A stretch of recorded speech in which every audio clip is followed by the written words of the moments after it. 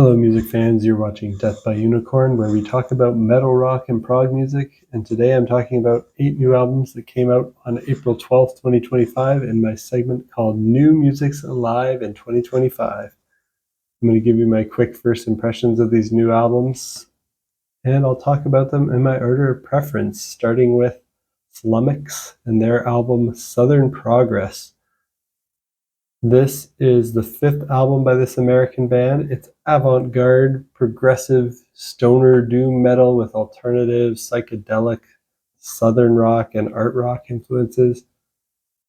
And today was such a great day, or April 11th, such a great day for new music, that the two that I'm going to talk about today, it's actually almost hard to decide what tier I want to put them in. The first two I'm going to talk about are kind of bordering between my near masterpiece and masterpiece tier. I haven't quite decided what to put them in, and this is one of those. I think the 3rd and 4th albums by Flummox are near masterpieces, and I was really pumped by the 3 early singles I heard from this one, Southern Progress, Siren Shock, and Executive Dysfunction. They're all really fun, wacky songs. The vocals, led by Alison Blake Dellinger on lead vocals, but they have vocal contributions from Max Mowbray, from Others by No One, which is another great band, and Jesse Pock and Chase McCutcheon. The vocals will definitely be this hard part for most people to get into this band. They're very over the top.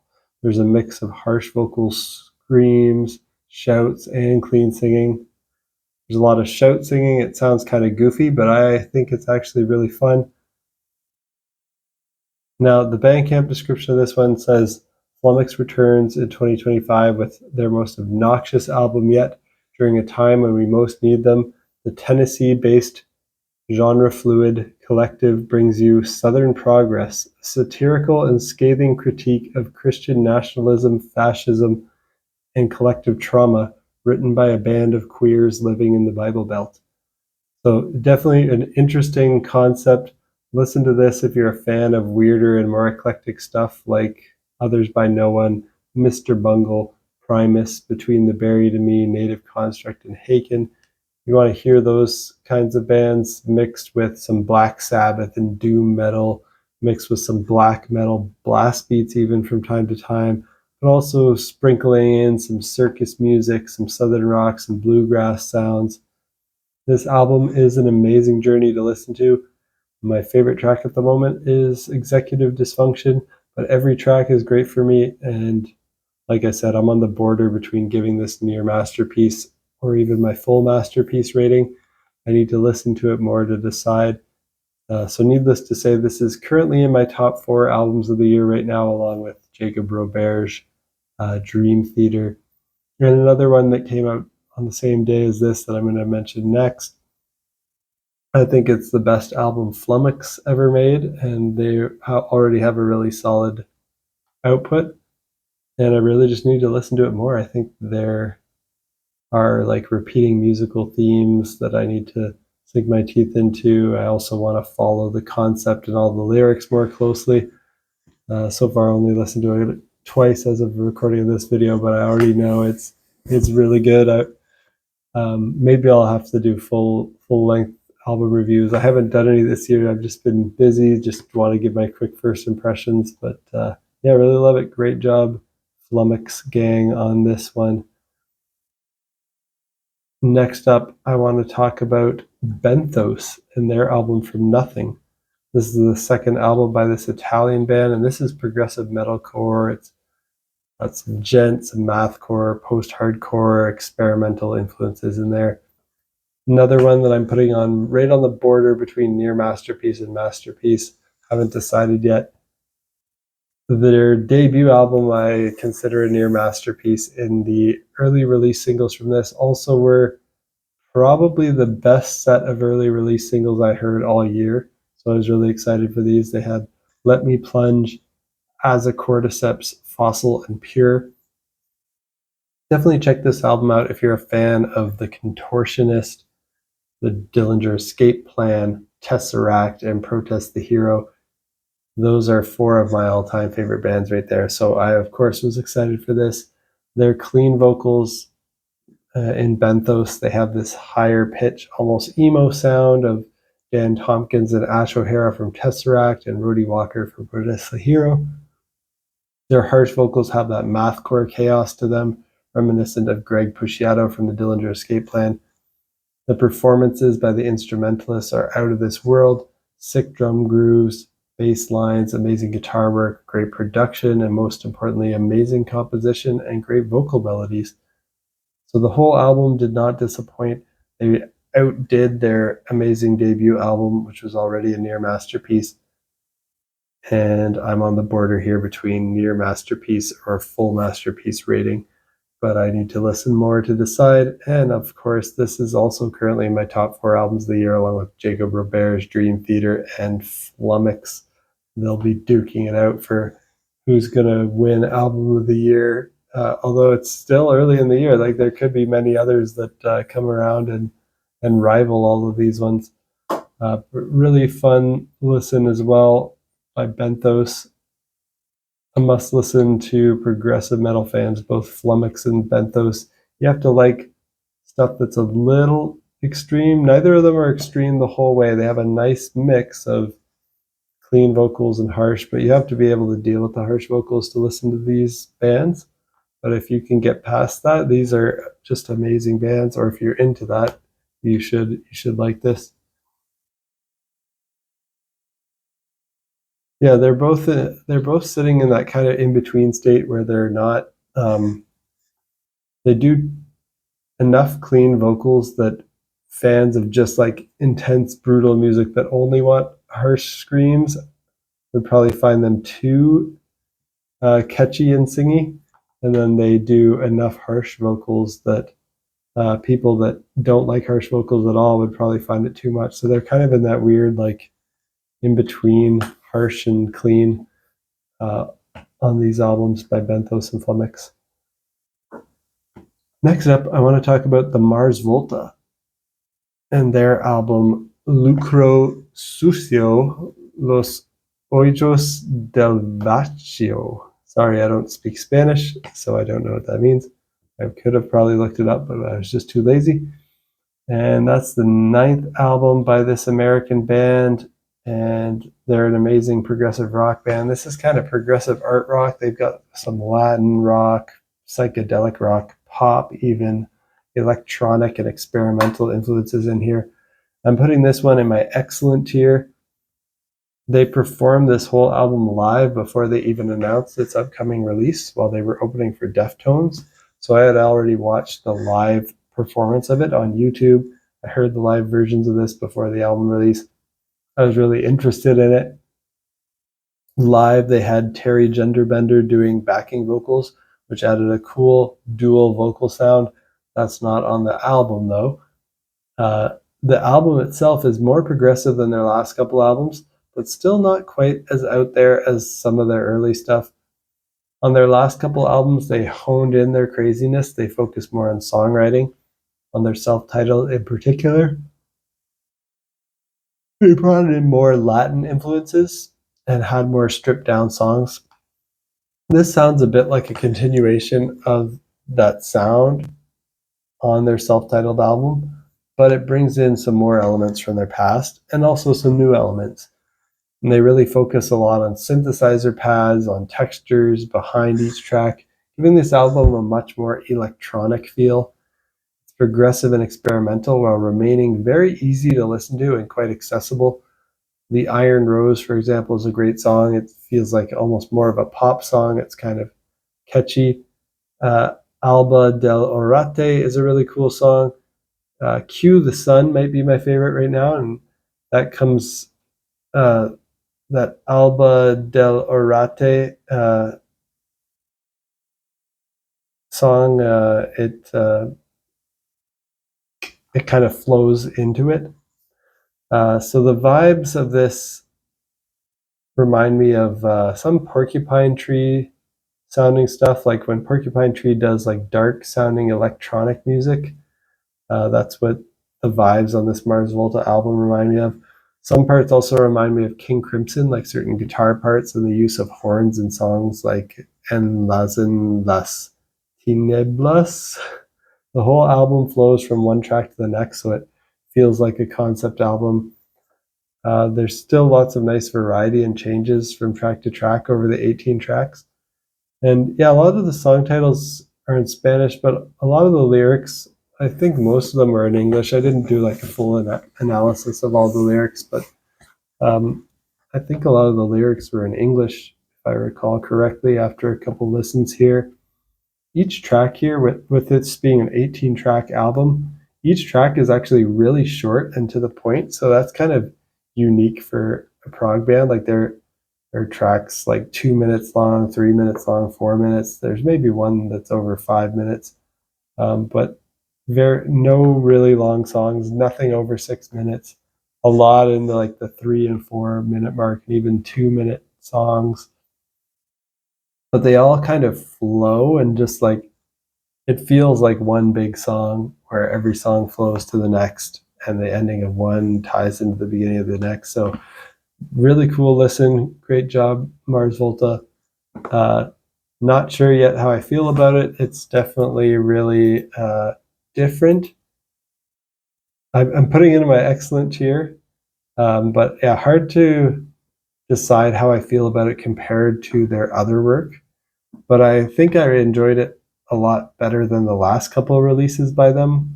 My favorite album by Mars Volta is still their debut. But this is really interesting. It's definitely innovative, different, and I'm really curious to hear how this one grows on me. Next up, I want to talk about something different, not as much prog, but it's a band called Iver, and the album is Fable. The fifth album by this American band. This is more indie rock. It's got folk, electronic, art rock, pop, soul, and experimental influences. And I'm putting this one in my excellent tier as well. And their first 4 albums are also excellent. They're one of my favorite, if not my favorite, indie rock bands. We've just released 5 excellent albums in a row.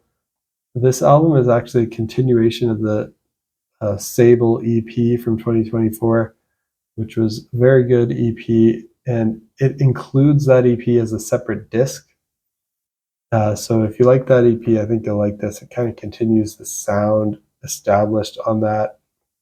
Lots of great tracks. For example, if only I could wait, is a great track that features Danielle Haim and has beautiful male and female duet vocals.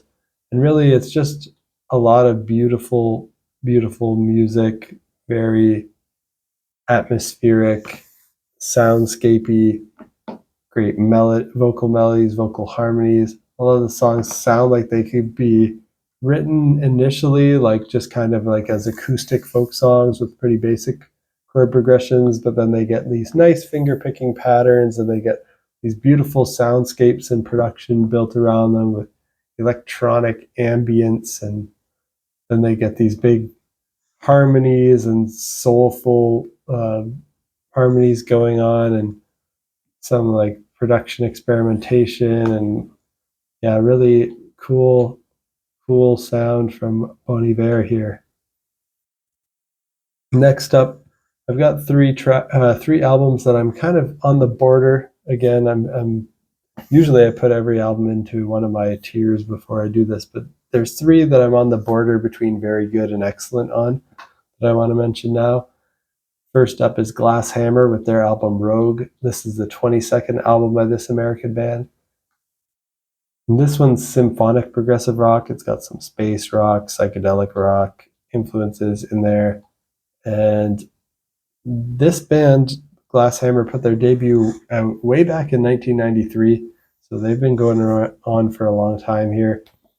I thought their last 2 albums were excellent. I liked the single that I heard from this one ahead of time, Terminal Lucidity. So I expect excellence from them again. Upon listening to the album, I was a bit disappointed that Hannah Pryor is no longer in the band, providing her great vocals. The music here is still great, though, and reminiscent of classic 70s prog like Yes, Genesis, Mike Oldfield, King Crimson in Kansas with some 80s sounding synths and the odd modern sounding touch. The vocals here are actually provided by many different people. They're still well done vocals, but I do just miss the sound of Hannah Pryor. It's mostly male vocals here, but there are some female vocals. We have vocals from Steve Babb, from Thomas Jacob, and from Olivia Thorpe. The first three tracks didn't grab me as much. The first three on the album, they were primarily male vocals. And then track 4 and 5 really picked it up for me, and had solid female vocals here from Olivia on tracks like Pretty Ghost and Sunshine. I really liked how Pretty Ghost started with some chords that managed to be nasty and dissonant, but also beautiful and emotional and catchy at the same time. My favorite track at the moment is the album closer, All Good Things. Definitely check this out if you like Glass Hammer. Definitely be aware that it's going to sound quite different from their last two albums in the vocal department, and even musically, it didn't have as much of the metal, like doom metal influence that I heard a little bit of on the last couple albums that I was interested in seeing them kind of blending that doom metal sound into prog a bit more. But this one goes more classic sounding prog and different, mix of male and female vocals, and using different people as lead vocalists at different times. If that sounds good to you, check out Rogue by Glass Hammer. And then another one I have in between my very good tier and excellent tier is In the Woods with their album Otra, the 7th album by this Norwegian band, and this is progressive black metal with gothic metal, doom metal, and traditional heavy metal influences. And I don't know if this one's as good as their last album, so that's kind of what I'm still trying to figure out. I love the last album by In the Woods called Diversum from 2022. It blended a lot of different styles of metal together in a beautiful emotional ride of an album. This band has epic sounding clean vocals that are really catchy. They have evil sounding screams that are depressed and somewhere in between black metal and death metal vocals. I was hoping this album could match the quality of Diversum or even surpass it, but after listening to it, I'm not sure it's quite as good. It's very close. It's in the same ballpark, but maybe a bit of a step down. But there's still a lot of great stuff here, and I really enjoyed it. I still really enjoyed it. Like the track Let Me Sing was actually a real surprise to hear. It sounds like a doomy metal ballad anthem. The vocals almost reminded me of David Draymond from Disturbed at parts. And then other moments on that track and throughout the album have this intense black metal to them. Other moments sound like prog rock, and then there's pretty much a blend of every type of metal on display here. The Crimson Crown has clean vocal parts that give me vibes of Chris Cornell, David Draymond, and I even want to say Michael Bolton and Tom England, who I call the Michael Bolton of progressive power metal. But then it also has guttural vocals too. My favorite track at the moment, though, is Come Ye Sinners. So if that sounds good to you, check out Otra by In the Woods. And I've got 2 more to talk about in this video. This one's getting lengthy, talking about 8 albums, and I have a lot to say. These last 2 I might not have as much to say about, so probably be ending the video soon here. Bjorn Riis released Fimbulvinter, the 5th album by this Norwegian artist, and this is progressive rock. I'm also putting this on the border between my very good and excellent rating. And this is his 5th solo album, and I'd never listened to any of his solo albums before, but I had heard some of his work with his band Airbag, and I really enjoyed that.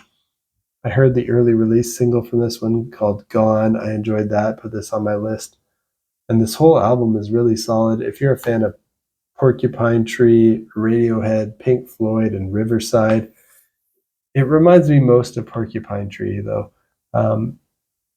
It was mostly this soft and beautiful music But there are some tracks here and there that have these heavier moments that went toward metal riffs at times, like the title track, Fimbulvinter in particular, which is my favorite track on the album at the moment. If that sounds good to you, check out Fimbulvinter by Bjorn Riis.